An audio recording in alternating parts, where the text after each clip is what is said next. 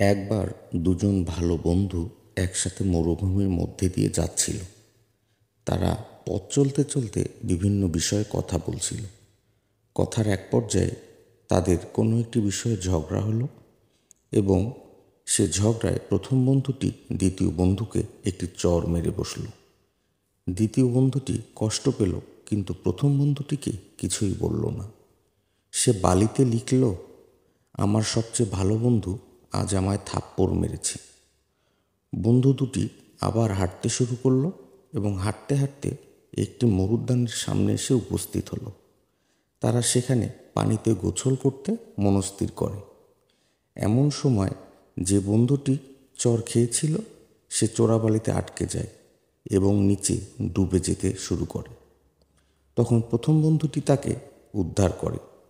উদ্ধার হওয়ার পর দ্বিতীয় বন্ধুটি গিয়ে আবার পাথরের উপরে লিখল, আমার সবচেয়ে ভালো বন্ধু আজ আমায় প্রাণ বাঁচিয়েছে।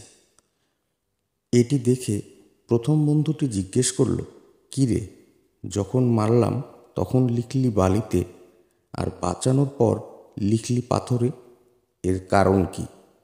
তখন দ্বিতীয় বন্ধুটি উত্তর দিল, যখন আমাদের কেউ কষ্ট দেয় সেটা বালিতেই লেখা উচিত, যাতে ভালোবাসা ও মায়ায় বাতাসটা মুছে ফেলে।